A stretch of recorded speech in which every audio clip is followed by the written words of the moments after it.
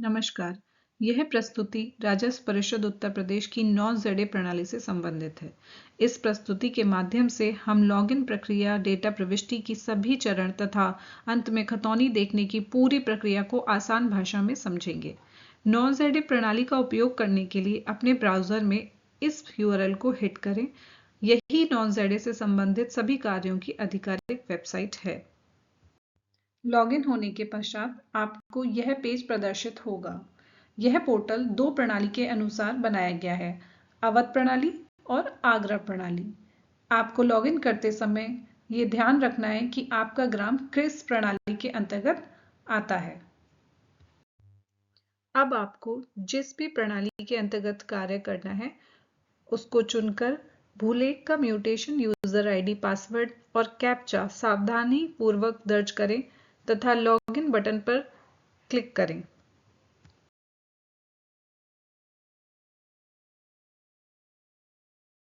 Login करने के पश्चात आपको यह पॉपअप विंडो दिखाई देगी।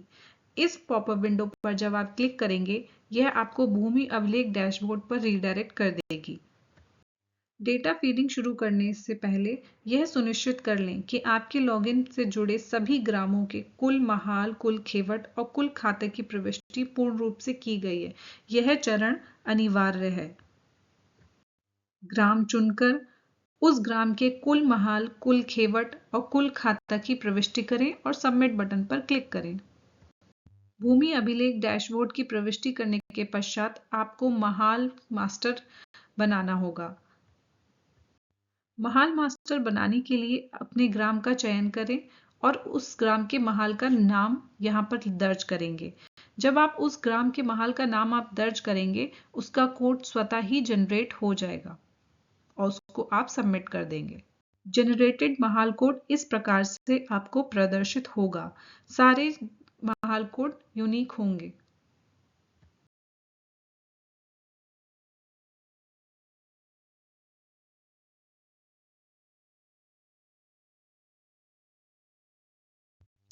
अब जिस ग्राम पर कार्य करना है उस ग्राम का चयन करें। आपके लॉगिन के सभी ग्राम इस प्रकार से ड्रॉप डाउन में प्रदर्शित होंगे। ग्राम चुनकर आगे जाएं बटन पर क्लिक करें। यहाँ आपको 3 विकल्प प्रदर्शित होंगे: खेवट की प्रविष्टि, उप खेवट की प्रविष्टि और खाता की प्रविष्टि। उप खेवट की प्रविष्टि केवल अवध प्रणाली लागू होने की स्थिति में भरी जाएगी। सबसे पहले हम खेवट बनाएंगे। खेवट की प्रविष्टि करने के लिए अनिवार्य कॉलम्स को अवश्य भरें। जो भी महाल मास्टर बनाते समय आपने महाल बनाए हैं वह आपको यहाँ पर इस ड्रॉप डाउन में प्रदर्शित होंगे। उस महाल को आप चुनकर उसकी पट्टी, थोक, खेवट मालिकान, खेवट की संख्या, अंश की धनराशि, अंश का क्षेत्रफल, अंश की मालगुजारी, अवाब जो कि टैक्स है और उसके फसली वर्ष को चुनेंगे और सुरक्षित बटन पर क्लिक करेंगे।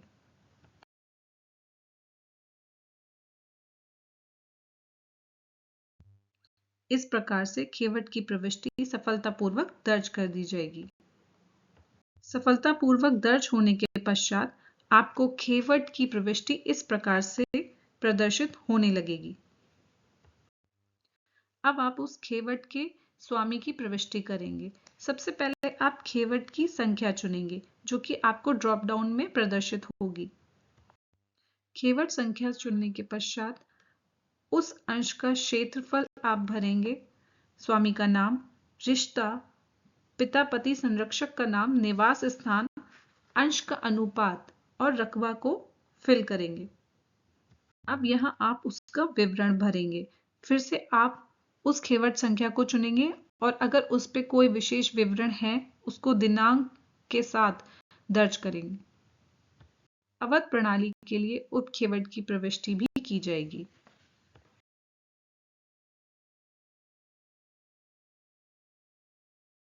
उप खेवट की प्रविष्टि करने के लिए खेवट संख्या चुनेंगे, उप खेवट संख्या दर्ज करेंगे और फसली वर्ष चुनकर सबमिट बटन पर क्लिक करेंगे। इस प्रकार से आपको दर्ज किया गया डेटा प्रदर्शित होगा।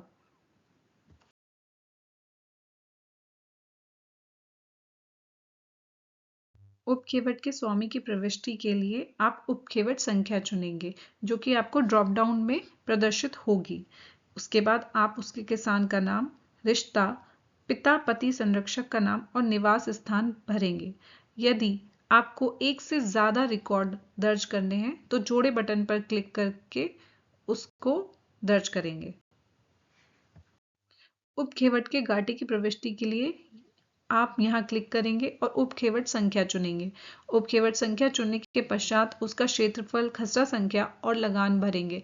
यदि आपको एक से ज़्यादा रिकॉर्ड दर्ज करने हैं तो जोड़े बटन पर क्लिक करके उसको दर्ज करेंगे। इस प्रकार से आपको ड्रॉप डाउन में उपखेवट संख्या प्रदर्शित होगी। इस प्रकार से आपका रिकॉर्ड सफलतापूर्वक दर्ज कर लिया जाएगा। यदि उस उपखेवट पर कोई आदेश है या कोई विवरण है तो उसको भरने के लिए आप खेवट संख्या दर्ज करेंगे, उपखेवट संख्या दर्ज करेंगे, फिर उसका विवरण भरकर दिनांक के साथ उसको दर्ज करेंगे। अब आप खातेदार की प्रविष्टि करेंगे। खाते की प्रविष्टि करने के लिए यहाँ क्लिक करेंगे और आगे बढ़ेंगे। खातों की प्रविष्टि में आपको कुछ कॉलम अनिवार्य मिलेंगे और कुछ कॉलम अनिवार्य नहीं है। आप सभी अनिवार्य कॉलम को अवश्य भरेंगे। सबसे पहले आप भाग चुनेंगे और अपनी श्रेणी दर्ज करेंगे। श्रेणी दर्ज करने के पश्चात आप खेवट संख्या भरकर खाता संख्या, खेती करने की अवधि जो कि अनिवार्य नहीं है उसको भरेंगे, नकदी, जिनसी लगान का नगद मूल्य और फसली वर्ष को चुनकर सुरक्षित करेंगे।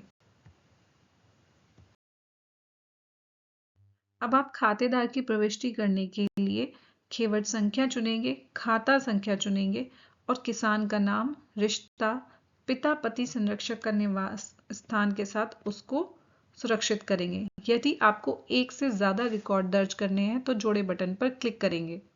स्वामी की प्रविष्टि करने के पश्चात आपको गाटों की प्रविष्टि करनी होगी जिसमें फिर से आपको खेवट संख्या, खाता संख्या, खसरा संख्या और क्षेत्रफल बंदोबस्ती हेक्टेयर में दर्ज करनी होगी और सुरक्षित बटन पर क्लिक करना होगा।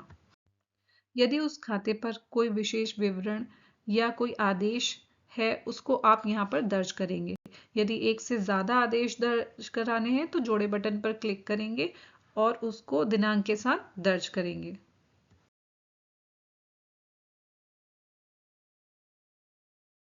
सारे चरण पूर्ण करने के पश्चात आप खतौनी देख सकते हैं। खतौनी देखने के लिए आप उद्धरण खतौनी देखे पर क्लिक करेंगे और अपने ग्राम का चयन करेंगे। जिस भी ग्राम की खतौनी आपको देखनी है उसका चयन करें। इस प्रकार से आपके ग्राम आपके ड्रॉप डाउन लिस्ट में दिखने लगेंगे। खतौनी देखने के लिए आप सबसे पहले खेवट संख्या चुनेंगे और खाता संख्या दर्ज करेंगे। उसके पश्चात आपको उससे मिलते जुलते ऑप्शंस प्रदर्शित होने लगेंगे। फिर आप उसको उद्धरण खतौनी देखे पर क्लिक करेंगे